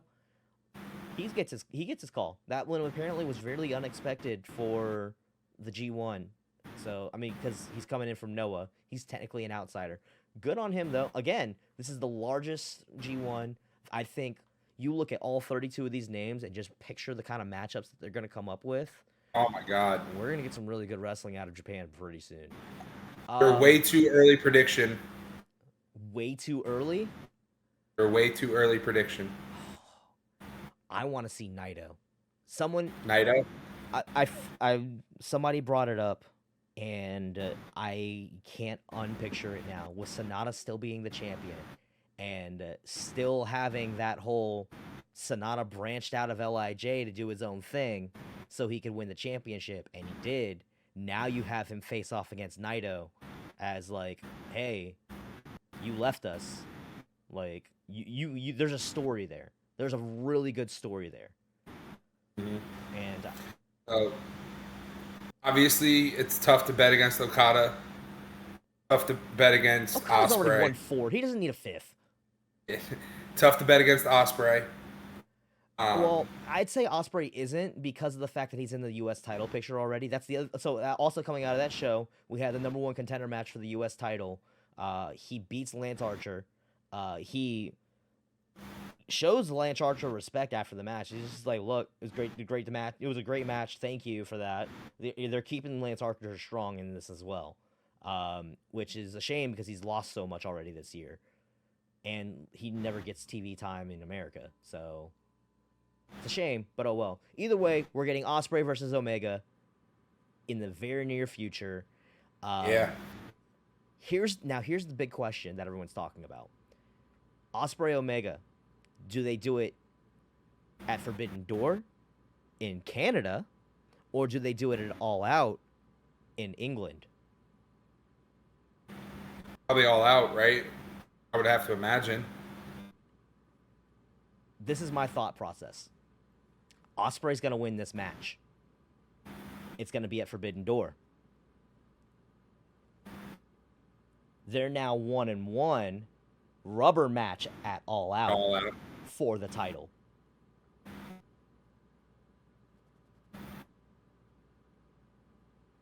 Yeah. Solid booking. Yeah. I'm here for Book it. It, TK. What's that? Book it, TK. Book it, TK. And then the other thing I wanted to mention out of Dominion, Chaos defeating Blackpool Combat Club. It was Okada. Of course, right now the 6-man tags championships are being held by Okada. It's Okada, Tanahashi, and Ishii, which is just an insane trio in itself. It's nuts. Defeating Shooter, Claudio, and Moxley. And then after the match, you get Moxley getting on the mic and is like, nah, I'm coming sending a message. And we get Bryan Danielson calling out Okada at Forbidden Door. I got him too. And the match was accepted right there on the spot. So, like, we're getting Okada Danielson at... I'm excited. I'm excited for that one. In my veins. Please. That's going to give them fucking 45 minutes. Mm-hmm. Seriously. Oh, no. Keep that under 30. Keep it just under 30. You got a lot of matches you got to put on that show. We do not want to repeat of last year where every AEW show was going for like 5-6 hours. 45 minutes was being a bit obnoxious, but like, or make it a 20-minute car wreck. Oh, I'm saying like it's gonna be like 25, 27 minutes. It's gonna be in that range. Yeah. Please, just please. Yeah, can't wait for that match. That's gonna be just chaos. Yeah. We've been talking enough about wrestling though. We've covered the 5 big shows that we've missed. Let's talk 2 big contract issues in the NFL. First one was the big one from last week. Yeah. And that's DeAndre Hopkins. Arizona Cardinals have released him. They were unable to find a trade partner. With this, the Cardinals are eating $22.6 million in dead cap. which is crazy because if they just would have waited until June 1st, if he would have been a post June 1, well, I think they said that they were looking at doing that, and then they didn't. They didn't. They just cut him out, right? It was stupid not to just wait the extra couple days. It was literally a couple days. It was literally a couple days. And if they would have waited till after June 1st, he would have been a post June 1 designation, and I think that $22 million would have been cut in half. That's fucking stupid. That is fucking stupid.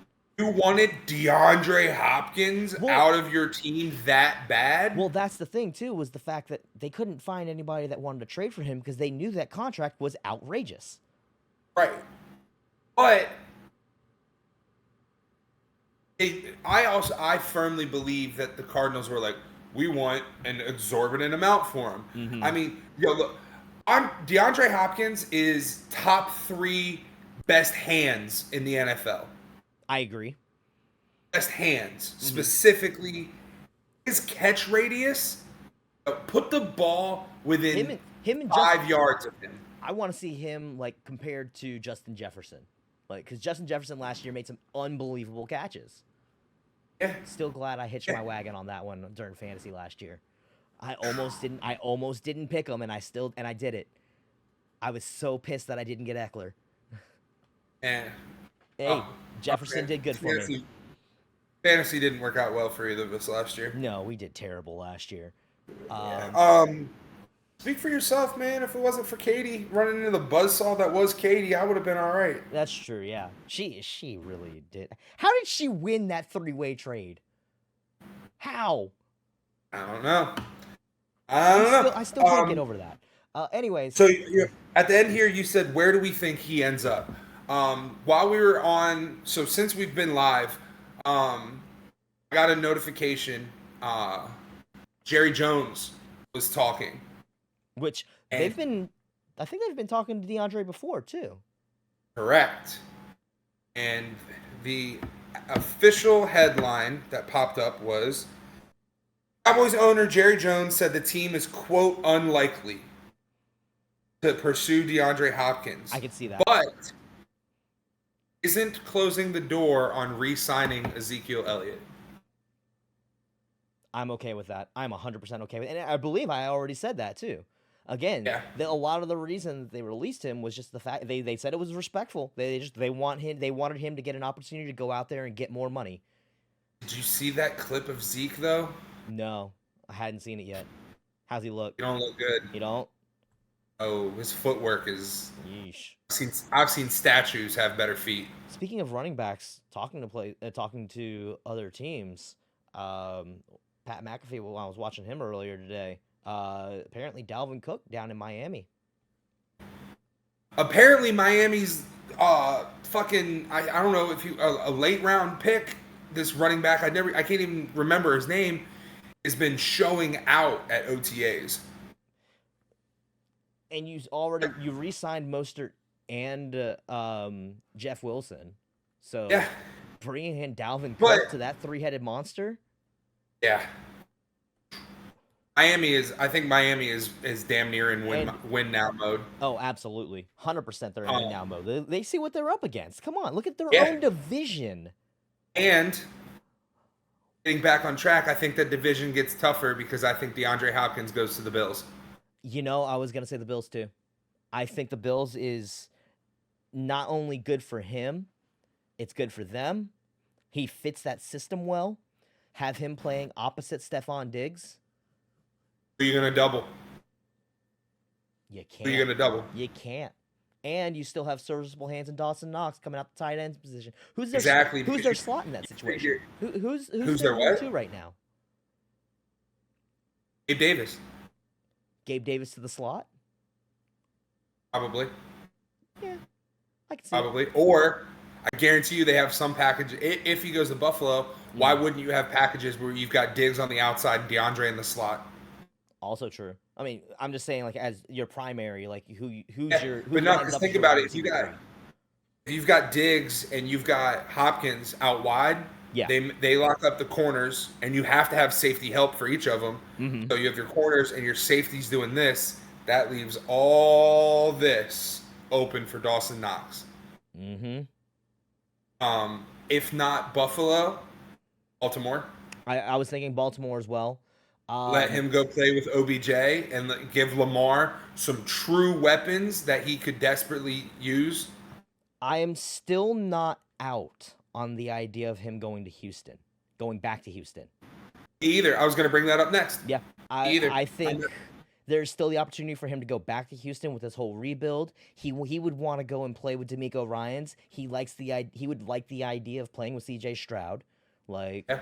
I see that as being an option at least. Mm-hmm. And I mean, for obviously, you know, because I'm a Cowboys fan. In case you couldn't tell by the shirt and the hats that I've worn every other fucking episode. Oh, we know you're a Cowboys fan already. Trust me. The fact that you've known me for a decade. Bro, we're on episode 18. They know you're a Cowboys fan already. And obviously, like, I wanted him to go to Dallas, but like, where's he gonna fit? We've got CD, we've got Brandon Cooks, we've got Michael Gallup. Another thing y'all have to consider as well is who has the caps. Like, granted, a lot of it is they couldn't find a trade partner because that contract was too high. You still have to consider who's got the cap space to really bring him in right now. I saw an article where it said the team that has the cap space that nobody wants to sign. This team has the cap space, and we would all hate to see it happen. Eagles? No. Kansas City Chiefs. Oh yeah, that's another one too.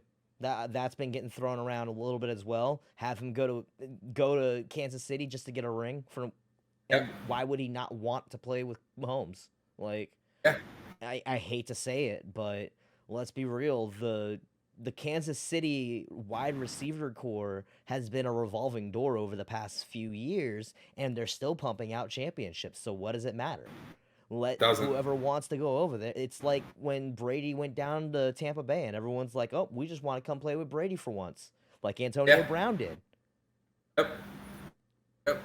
And like, I mean, if I'm DeAndre Hopkins, I want to go to a team that already has a wide receiver 1 or a serviceable wide receiver 2 where I can go and be the one. Shit.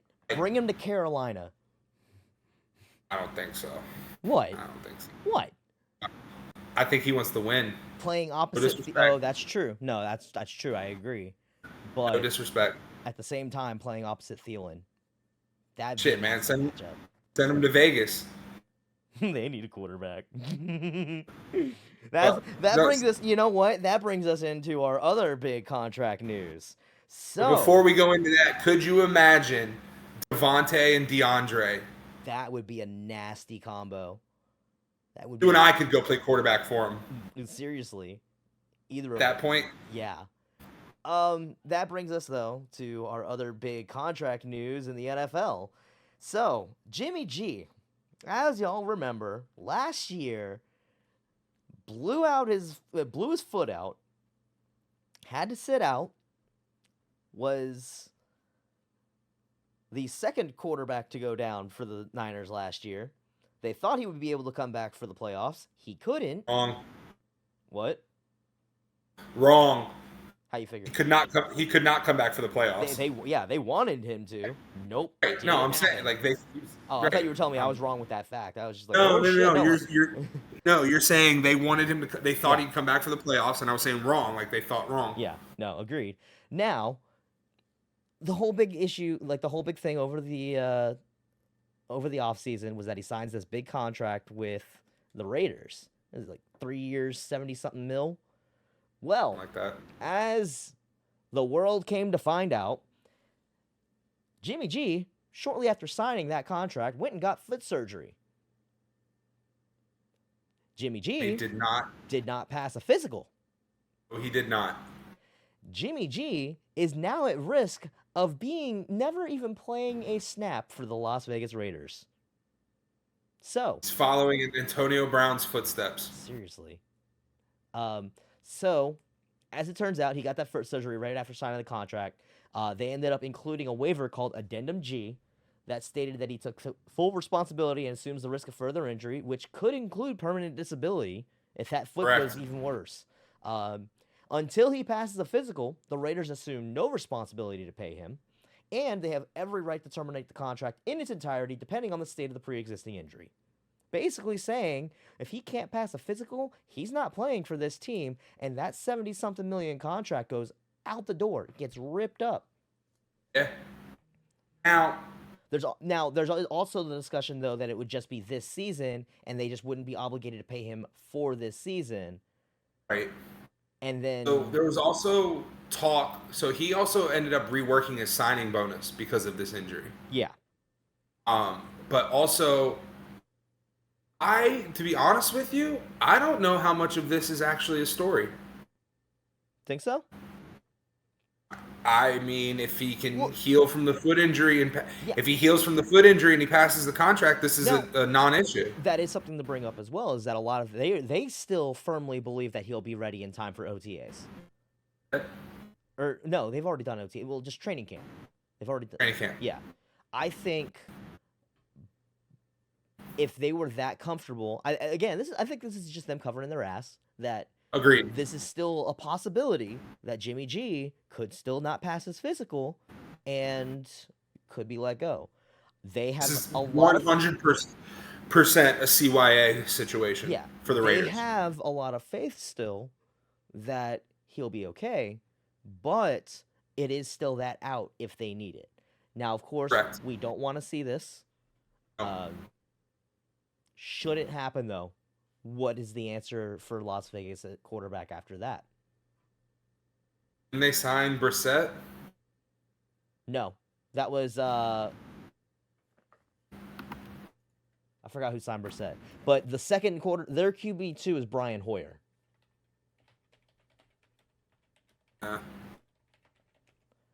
Raiders QB depth chart. Yeah, it's Brian Hoyer. Brian Hoyer, Aiden O'Connell, Chase Garbers. Who? Exactly.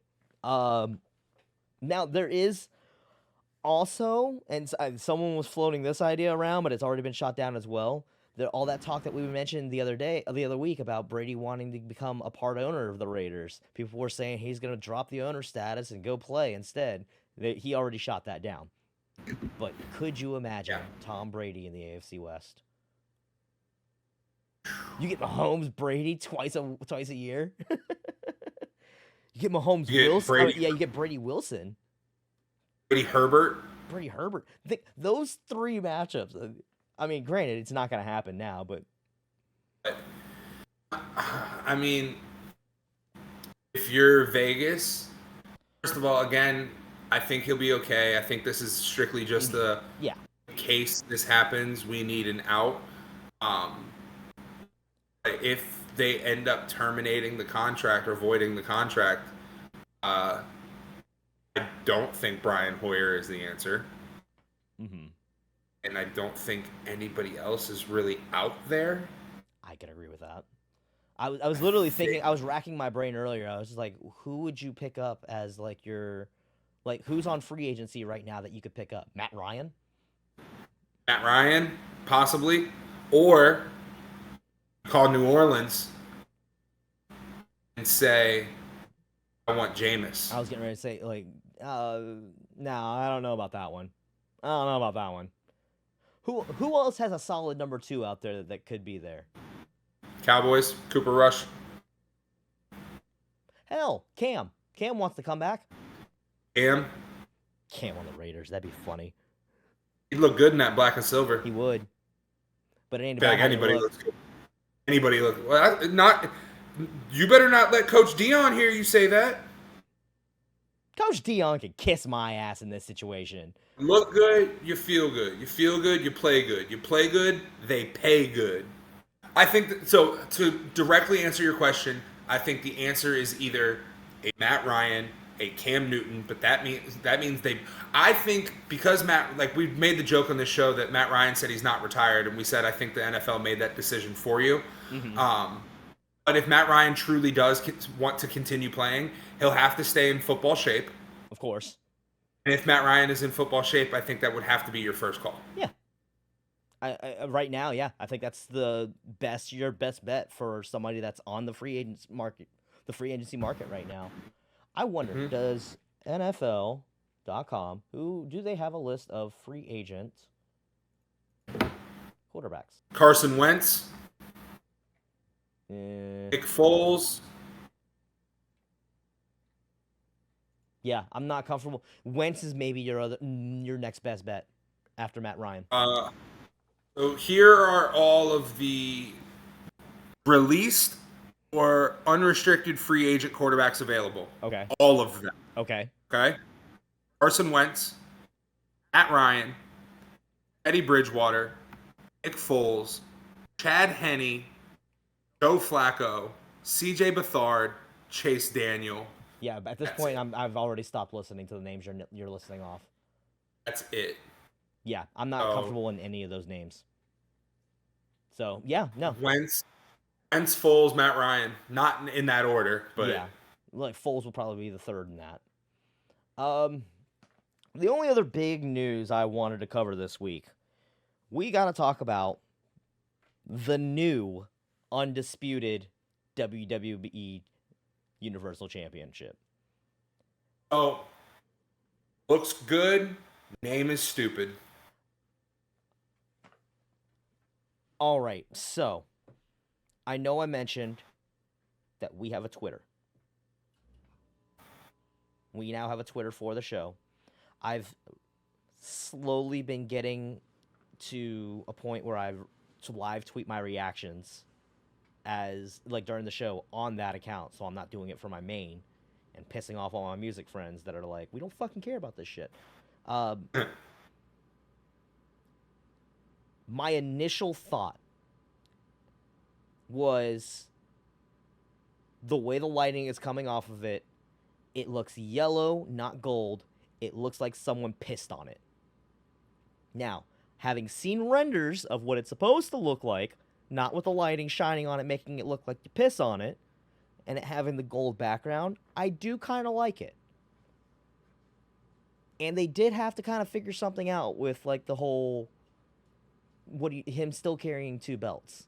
And having 3 belts, 2 championships. I firmly believe this is the death of the Universal Championship. Right. I agree. Like, the lineage is not that long. They can just merge it as it is. They can get rid of it because I think this is still, again, one of those situations where Trips wanted a second title, but he's going to bring back the second title that he knows, and that is already part of the storied history of the company, which makes it a smart move. I hate the name. How are you going to... I hate it. They just need to get rid of Universal entirely. No. You need to get rid of Undisputed. Because it is disputed because Seth Rollins is champion. Also, by still calling it Undisputed, you are furthering the idea that Rollins' title is a consolation prize. Correct. And that the main prize in WWE would be the Undisputed Champion. Exactly. Would you rather be the heavyweight champion or the undisputed champion? Yeah, it's really like labeling one as better than the other, which, granted, that is the one that they do want to push the lineage on, but you're not doing it the right way. Right.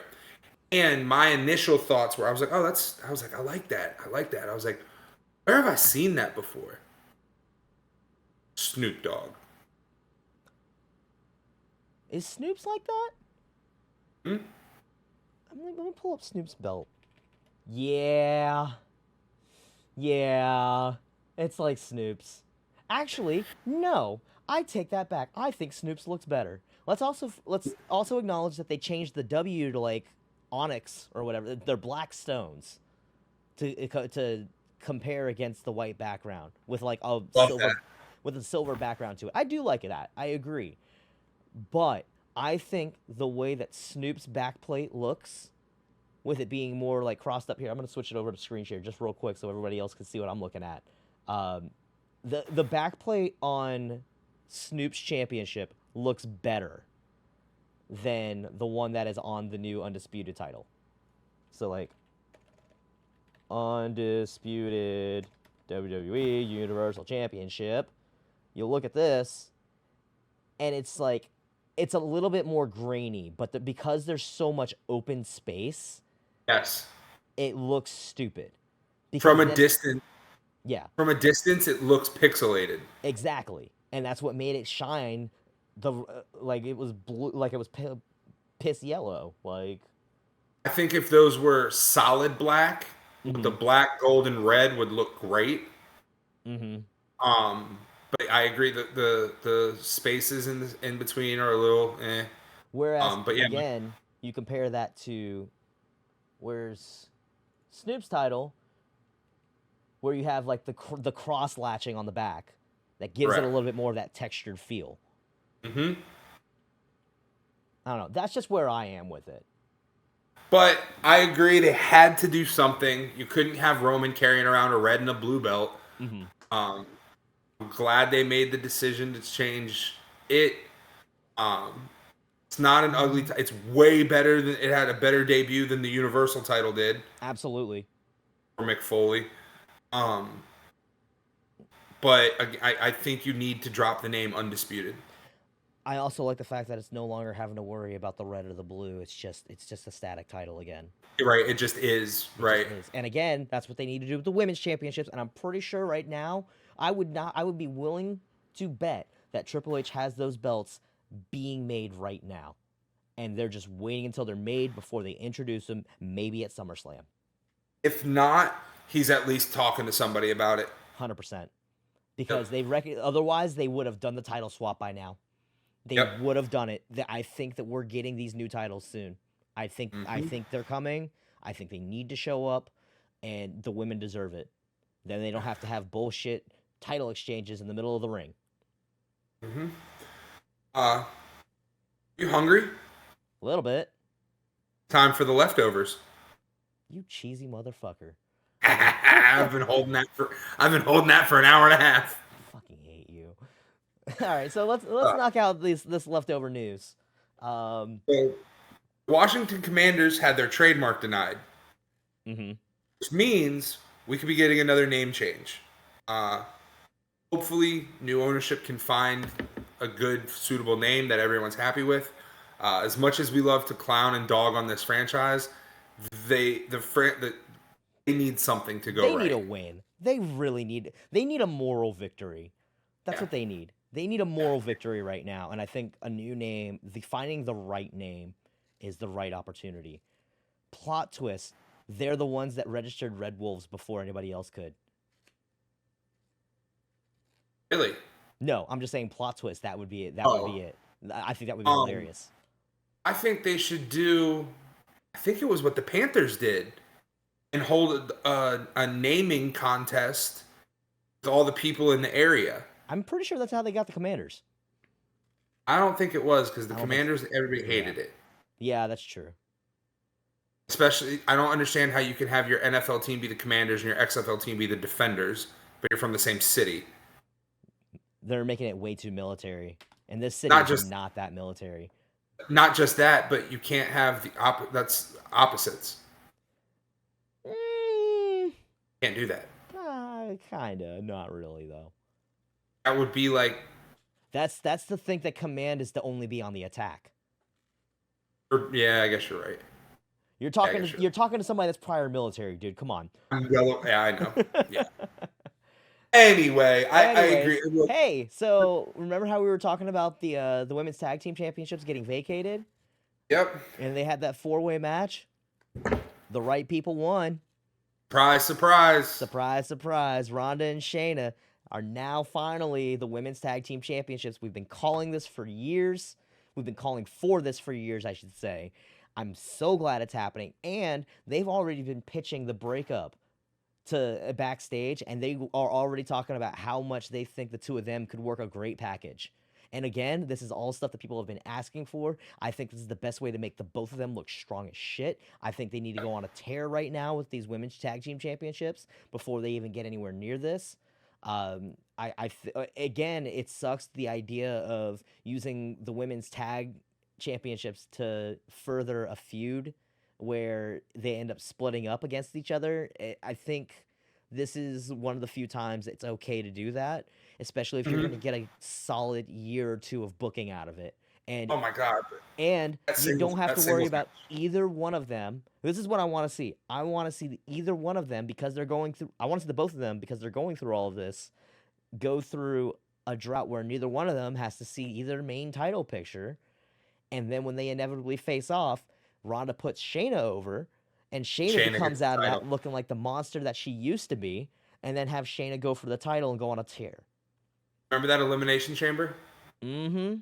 And then they ruined it right after. Pepperidge Farm remembers. Pepperidge Farm remembers. Now, I wholeheartedly agree. They need, first of all, Triple H has done an incredible job of providing legitimacy to belts. Yes. They're already talking about how they're going to have Gunther break Honky Tonk's record. And it's time they do that for it's time they do that for the women's tag.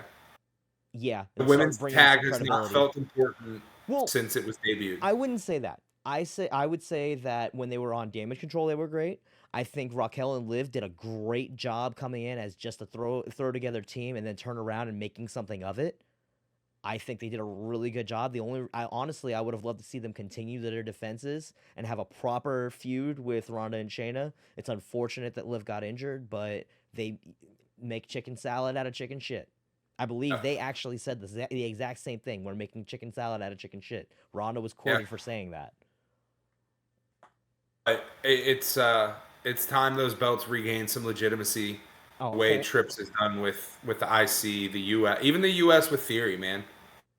I think it started with before Theory. I think Lashley really brought it back. Yeah. And I mean, the US did take a little bit of a dip when Theory tried to cash in for it. Yeah, but at the same time, it was for storyline purposes. They needed to get that case off of Theory. Mm-hmm. Talk to me about Jeremy Hill. Why, do you not remember who he is? I don't. You really don't remember him? I really don't. He was a fantasy stud a couple years back when he got drafted. What was it? 2017. Had a 1,000-yard rushing. Had a 1,000-yard rushing season with the Bengals. 2018, he blows it. Oh, I think if I remember correctly, he got drafted in 2015. Correction. But or look it up while I'm talking about it. Either way, he blew out his ACL in 2018. He hasn't been back since. He's officially announced himself as medically retired. Sad to see him go. Sad that his career got cut so short due to an ACL injury that he never really came back from. 2014? Yeah. Okay. But again, he did have a 1,000-yard rushing season with the Bengals. He was a star runner. I believe at one point he actually got traded to the Patriots as well. He spent some time in their backfield, or not traded or signed, either way. But after the ACL injury, he just never was the same. The average NFL career is something ridiculous, like 3 or 4 years. Yeah, well, you got to think all the people that just are like that make it, like maybe they were like a 4th or 5th round pick and were like, or what was his name with the 49ers a few years ago? He was a linebacker. He played 1 season and then he retired. Oh fuck, I can't remember. Chris Borland? Was it Chris Borland? Google. To the rescue. Receiver. Oh, linebacker. Oh, linebacker. Correction. Chris Borland. Yep. Wow, that was from 2015. Good job remembering that. Thank you. Good job. Yeah, he was like, I want to be able to, play with my kids in the future, and I want to have a good quality of life, and I've accomplished my dream of playing in the NFL, and that's good enough for me.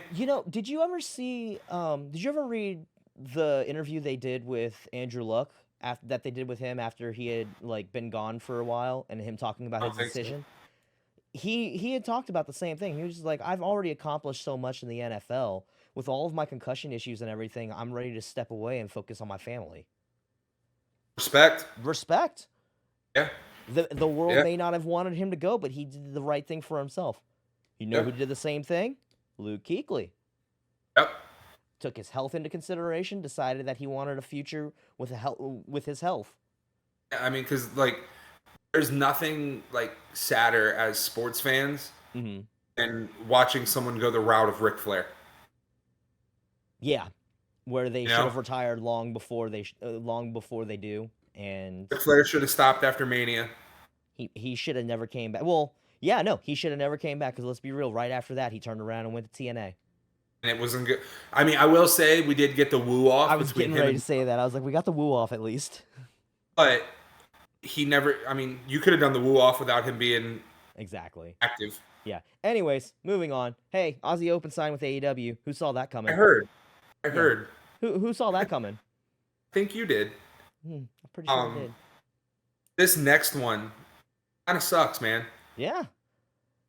Braun Strowman had neck fusion on a C4, C5, and will be out for an undetermined amount of time. Yeah, that actually just came out. At first, like throughout the notes the past week and a half, it originally said that it was an undisclosed injury that he would be out for an undetermined amount of time.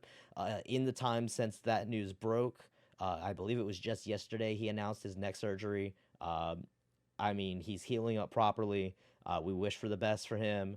At the same time, Ricochet's getting his main event push. He's already been cleared. He's already been confirmed for the Money in the Bank match. I think that this is a good opportunity for Ricochet to get a good push. Yes. I want to see him get into... I don't know, though. Because he's on Raw now, which means he would have to go for the Intercontinental. And again, people have been clamoring for a title on Raw.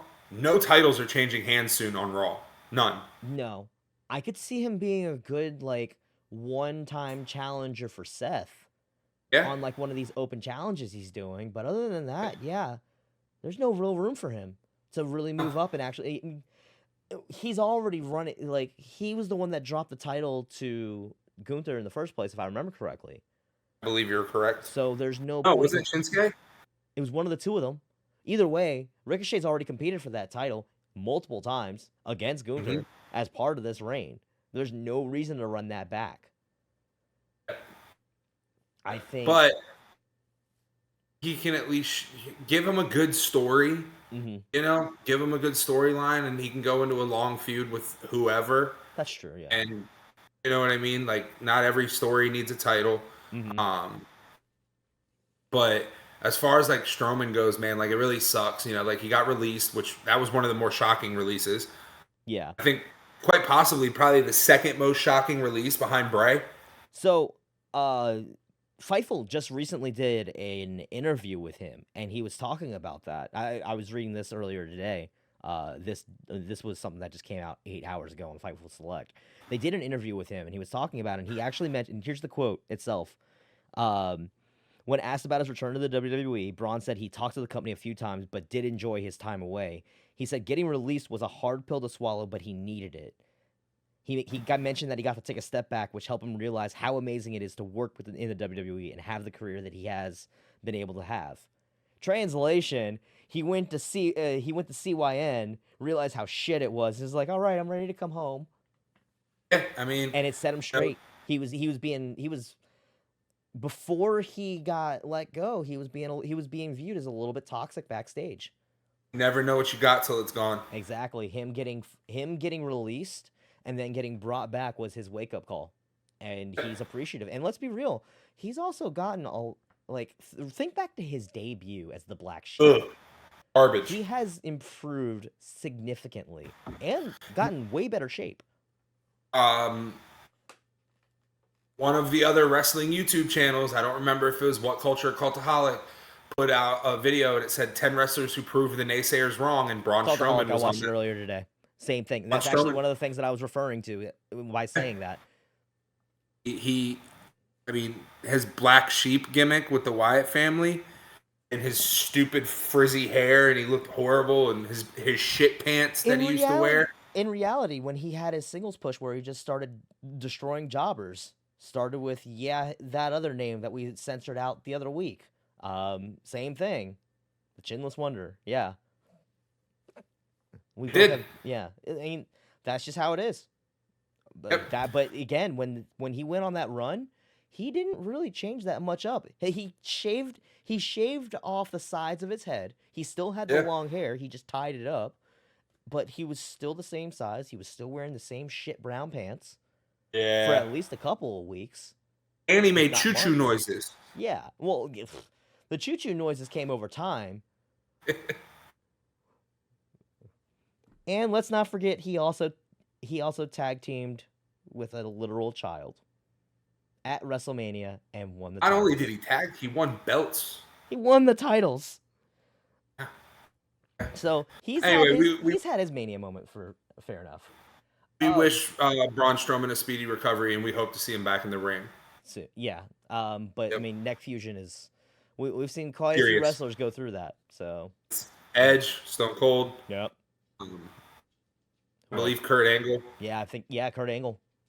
So C4 C5. That's like right at the base of your neck too. That's like. But Edge and Stone Cold both wrestled. Recently. They're both. Edge is back right now. He's on his retirement run. Impact. I always love when you hear new stipulations coming out. Yeah, because they don't happen that often anymore. It doesn't happen often. I mean, Iron Survivor happened last year, and I really loved that. We're getting another new one from Impact. It's called the 8-4-1 match. So the way this is working, it's 8 guys. It's a 4-on-4. Starts out as a tag team match. And then whichever 4-man team wins immediately goes into a fatal 4-way. Okay, and then the winner is... Yeah, and I see the potential for a lot of good storyline writing there. Especially because you have the people that are going to be competing as partners, and then they immediately have to compete against each other. Like you can have some mixed up teams. I believe they're using this to determine the number 1 contender. I'm interested. I'm interested to see how it's going to premiere Against All Odds, which I think is going to be coming up in a couple of weeks. I'm interested. And we have said it on this show time and time again. We will never shit on people for trying something new. Absolutely. And if it doesn't work, then it doesn't work. Just like remember when they had that reverse battle royal? That just the King of the Mountain match was a little iffy. The Grand Champion matches that they were doing, where they were doing their own version of the rounds. The digital media championship in itself as well. Right. But we will never shit on somebody for trying something new, and we're definitely not going to shit on something that's new before it happens. Exactly. And again, it looks pretty good. Looks pretty good. The Vikings. So they did something pretty awesome. Yeah, they did. I thought that was great. According to Front Office Sports, the Vikings in the state of Minnesota have completely paid off the construction costs of US Bank Stadium, finishing the payments 23 years ahead of time and saving the taxpayers of Minnesota over $226 million in interest.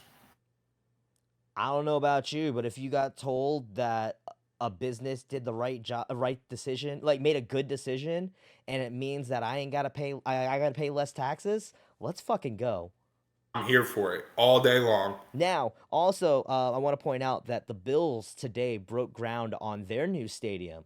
That's expected to be ready in time for the 2026 season, and they're already talking about how good it would be for the Buffalo economy if they do the exact same thing, lower the taxpayers' burden by selling it off, rather by paying off your stadium quickly as opposed to letting it carry out over the next 30 years.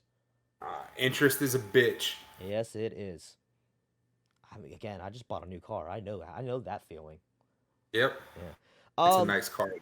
So a point of discussion I had here, and this is just a small one. Bill Barnwell released his list of the top 5 off seasons. I want to see what you think about these. So. Pulling it up. Oh, I have it saved as a screenshot on my phone. So. Perfect. Wait, on your phone? That doesn't help us.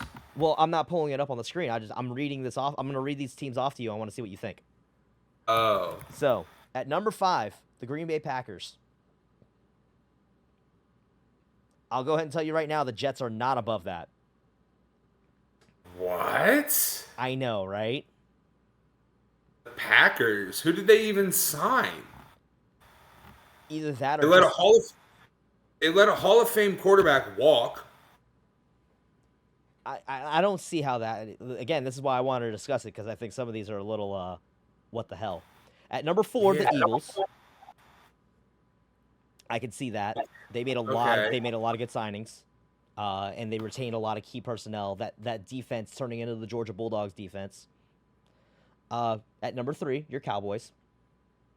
Makes sense. Y'all made some good moves. At number 2, Miami Dolphins. Yeah. Also making a lot of really good moves. Yeah. And then what made me laugh more than anything, just because of the implications of it, at number 1, the best offseason of 2023 goes to the Washington Commanders. How? Just for getting rid of Dan Snyder. Just for getting rid of Dan Snyder. Let's mark that up. That is what makes it number 1. 100%. I was purposely building up to that right there. I was just like, okay. The Washington Commanders had the best offseason just for simply getting rid of Dan Snyder.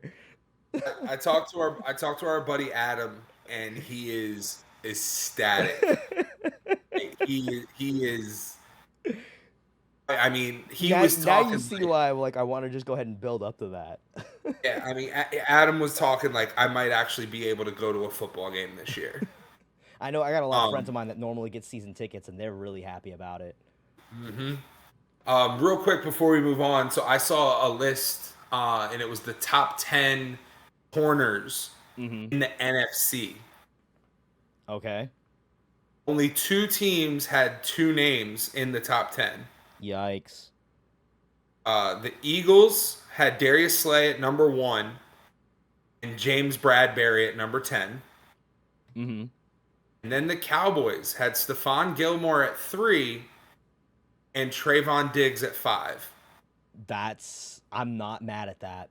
I am not mad at y'all. Do have a great pair of corners, and I give you that. Mm-hmm. Mm-hmm. And then there was some other names. I think you. Hold up. We got breaking news. Courtesy of Fightful Select, Vince McMahon is at Raw in Hartford tonight. Let the doom begin. Yeah, I mean, I read somewhere that there's something in this new contract with Endeavor that Vince will not be removed unless retirement, resignation, or death. Yep. That's what they were saying all the time before the whole scandal shit that made him step down. Everyone was saying the same thing. So it's whatever. At this point, I mean, let's be real. There ain't nothing you and I can do about it. Well, it makes me glad that we're not watching Raw right now, because know that show's a mess. Yep, probably. Yeah. So just continuing with this report, throughout the afternoon, there were rumblings among talent that he would be at the show as of about 6. None of the talent or staff had seen him, but they did see a room being prepared for someone to work out of, and it ended up being his office. PW Insider reported that shortly after 6:30 that Vince McMahon was backstage. Most of the staff and talent were not surprised, as it's very short distance from Stamford. I was just getting ready to say that. Yeah. For the show, he was in gorilla position. And he's been there was no having to call in the changes because he's already there. We haven't heard of anything out of the ordinary, and we're told the move was much less hectic at the Hartford Raw than the Raw after Mania. That's good. Aside from that, internal reports indicated that it was the highest grossing Raw or SmackDown in the history of the market. So they're still making their money. It doesn't matter. Yep. Yeah.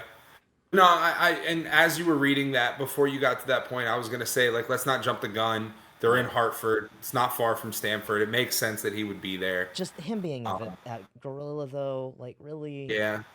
I mean, but at the same time, dude, if you ran a company for 30 years, aren't you going to keep the seat you've always had? Yeah. You know? Of course you're not going to want to let it go. So. Right. And it's been longer than 30 years. That's me selling it short. Yep. 30 years ago was 1993. Jesus Christ, don't make me feel old. Sorry. Yeah. Anyways, Hulk Hogan's in the news again. Who gives a shit? Does anybody really want this to happen? No. Maybe 20 years ago. Maybe 30 years ago. 25. 25 is the right number. 25. 25 is the sweet spot. Yeah, you want to go ahead and read this one off? Sure. In an interview with Ariel Helwani, Hulk Hogan revealed he was offered a match at WrestleMania but couldn't make it as he was still rehabbing his back. He did not, however, rule out an in-ring return at Mania 40 and named Stone Cold as his dream opponent. I mean, a spectacle match, Austin versus Hogan. at Mania 40, just for the pop. Yeah, I still say no. Yeah, I still say do no. the pop. Yeah, do the one. If you want to get that cheap pop, do the one you did where you had what was it, Austin, HBK, and Foley? Oh, Mania 32. Yeah. In Dallas. Yeah. And then they just come out and punk out the League of Nations.